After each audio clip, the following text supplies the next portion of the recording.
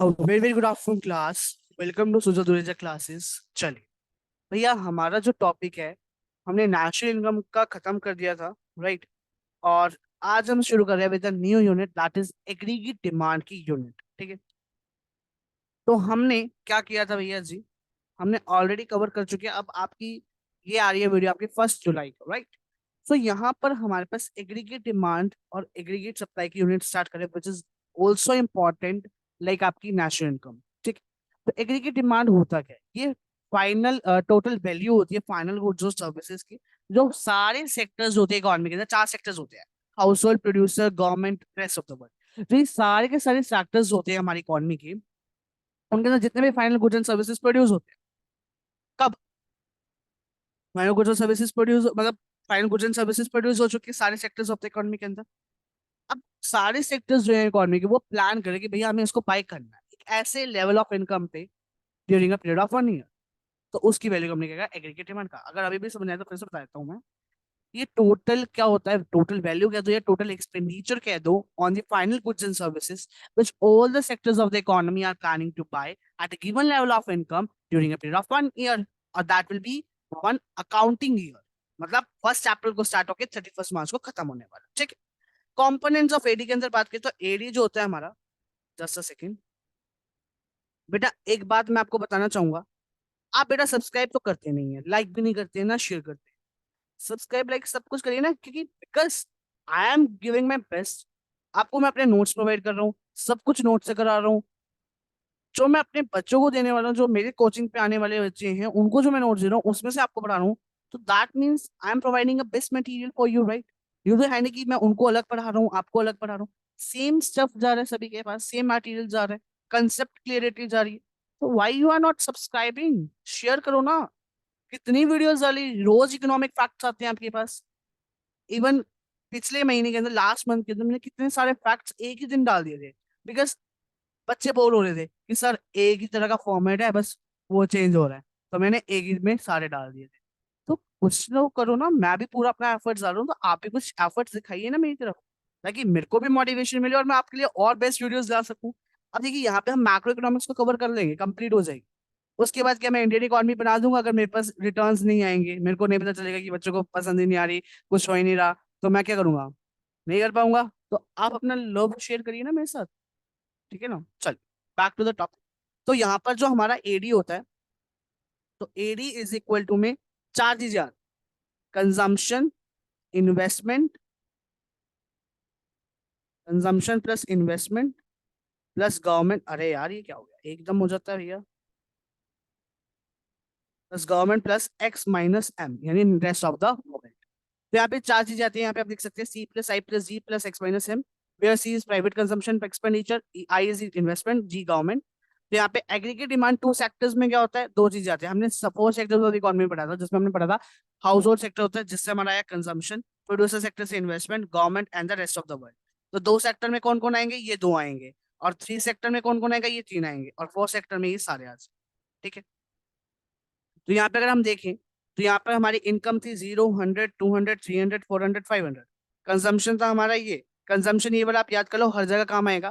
पहले 40 लो, फिर 80 80 का गैप लेते जाओ, 120, 200, 280, 360, 440, ऐसे। और इन्वेस्टमेंट आपकी कांस्टेंट रहेगी, यहाँ पे 20 ले लो। या फिर अगर आपको यहाँ से ही याद करके चलना आगे के लिए भी, फ्यूचर के लिए भी, तो इस इन्वेस्टमेंट को 40 याद कर लो, क्योंकि आपकी एक अप्रोच रहेगी एडीएएस अप्रोच। तो उसमें आपको इन्वेस्टमेंट में 40 ही एज्यूम कराऊंगा, 20 एज्यूम नहीं कराऊंगा। ठीक है।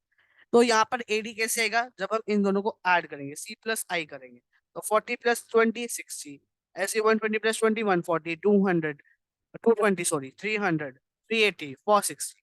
We will draw this in a graphical representation, और हमारे पास क्या जाएगी? AD curve. This dotted line is your consumption curve, this straight line is your AD curve, and the straight line parallel to the X axis is your investment curve. AD को हम Y axis पे लेंगे, income को हम x axis पे लेंगे। ठीक है। कंपोनेंट्स की थोड़ी सी डिटेलिंग दे रखी है कि जो प्राइवेट कंजम्पशन फाइनल एक्सपेंडिचर, तो वो कौन सा खर्चा होता है जो हाउस होल्ड करता है, ऑब्वियस सी बात है। ठीक है। फिर डिस्पोजेबल इनकम यहाँ से इंपॉर्टेंट, की वो इनकम होती है जो सारे सोर्सेज से ली जाती है, जो अवेलेबल है हाउस होल्ड को, ताकि वो स्पेंड कर सके कंजम्पशन और सेविंग के ऊपर। ठीक है। इन्वेस्टमेंट वो होता है जो हमारी कौन सी एक्सपेंडिचर होती है जब हम कुछ ना कुछ एडिशन करते हैं, जैसे मशीनरीज को ले लिया, इक्विपमेंट कर ली, बिल्डिंग्स को ले लिया तो चेंज इन इन्वेंटरी हो गया, तो इसके लिए हम इन्वेस्टमेंट एक्सपेंडिचर होता है। ये कभी भी इन्फ्लुएंस नहीं होता है, इनकम बढ़ रही है कम हो रही है इससे कोई फर्क नहीं पड़ता। गवर्नमेंट एक्सपेंडिचर करती है जो रोड्स डेवलपमेंट वगैरह करती है, पब्लिक नीड्स को पूरा करती है। नेट एक्सपोर्ट जो हम करते हैं, exports rest of the world से या रेस्ट ऑफ द वर्ल्ड हम गुड्स एंड सर्विसेज प्रोवाइड करते हैं, ठीक है। यहाँ पे कंपोनेंट्स ऑफ एडी फिर से लिखा आ गया, private consumption expenditure, investment expenditure, government expenditure, net export, that is export minus import, X minus M. Export को हम डिनोट करते हैं एक्स से और इंपोर्ट को डिनोट करते हैं एम से, ठीक है। फिर कुछ इंपॉर्टेंट पॉइंट्स है एग्रीगेट डिमांड के लिए, that is AD is equal to C plus I होता है। वो क्यों होता है? क्योंकि जो एडी है वो फंक्शन एज्यूम किया जाता है सिर्फ कंजम्पशन डिमांड और इन्वेस्टमेंट डिमांड का, कब? जब हम टू सेक्टर पर। पॉजिटिव कंजम्पशन क्यों होता है? जब लेवल ऑफ जीरो इनकम है, क्योंकि यहाँ पर कुछ ना कुछ कंजम्पशन तो होएगा। अब देखो, हम जी रहे हैं, अब मान लो if a poor person is there, गरीब है, वो भी तो कुछ ना कुछ खा रहे हैं, कंजम्पशन कर रहे हैं, जबकि उसकी एक्सपेंडिचर क्या है, बहुत ही कम है, उसकी इनकम कुछ है ही नहीं, फिर भी वो कुछ ना कुछ खर्चा तो कर रहे हैं ना अपने ऊपर, खा तो रहे हैं ना। बेशक दैट विल बी वो भीख मांग के कर रहा है या जैसे भी कर रहा है, but there is some consumption even zero level of income पे। फिर स्लॉप ऑफ कंजम्पशन का क्या कहता है? कहता है पहला जो कंपोनेंट एरिया वो क्या है? कंजम्पशन है। तो वो सब अपवर्ड स्लोप क्यों करता है? क्योंकि कंजम्पशन बढ़ती है जब इनकम बढ़ती है। बट एक चीज याद रखना कि जो इनकम है वो ग्रेटर प्रोपोर्शन से बढ़ती है दी कंजम्पशन, ठीक है। ये क्यों होता है? क्योंकि एक पॉइंट आ जाता है, पीपल क्या करते हैं? सेव करना स्टार्ट कर देते हैं। ऑटोनोमस इन्वेस्टमेंट कब की करते हैं? Horizontal straight and parallel to X axis होती है, क्योंकि ये इंडिपेंडेंट एज्यूम की जाती है इनकम से, कि मतलब ये चेंज नहीं होगी जैसे जैसे इनकम हमारी चेंज होगी, ठीक है। Starting point of AD curve या सी प्लस ए क्या होता है? एक्स वाई एक्सिस होता है। हाँ जी, तो starting point of AD curve या C plus I curve. C plus I क्या हो गया भाई? AD is equal to C plus A होते हैं, तो वो कहाँ से शुरू होता है? तो एडी जो होता है वो स्टार्ट करता है फ्रॉम पॉइंट आई। क्यों? क्योंकि zero level of national income पे क्या होता है? जो एडी होता है वो कंजम्पशन प्लस में क्या होता है? Autonomous consumption plus autonomous investment होता है, ठीक है। स्लोप ऑफ एडी कब क्या होती है? पॉजिटिव स्लोप होती है। क्यों? क्योंकि जब इनकम बढ़ती है तो एडी भी क्या होता है? बढ़ता है, ठीक है।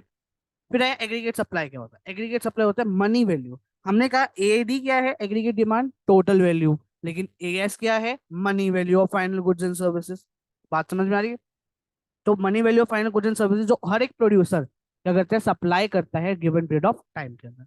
तो AS is equal to national income हम कह सकते हैं। मतलब एएस को हम डिनोट कर सकते हैं इनकम से भी, मतलब that AS is equal to Y. Income को हम डिनोट करते हैं वाई से, ठीक है। एएस को हम फिजिकल टर्म्स में रिपोर्ट करते हैं तो उसको क्या कहते हैं? Total value of final goods and services, total output of goods and services in the economy. हमें पता है कि जो टोटल आउटपुट होता है वो डिस्ट्रीब्यूट किया जाता है फैक्टर प्रोडक्शन को in the form of rent, wages, interest and the profit. और इन्हीं सब का एडिशन करके हम क्या निकालते हैं? फैक्टर इनकम निकालते हैं डोमेस्टिक और नेशनल लेवल पे, जिसको हम क्या कहते हैं? नेशनल इनकम कहते हैं, जो आप ऑलरेडी करके आ चुकी है, ठीक है। तो हम कह सकते हैं कि जो एएस और वाई है वो क्या है? सेम थिंग है, यानी national income is equal to consumption plus saving, ठीक है।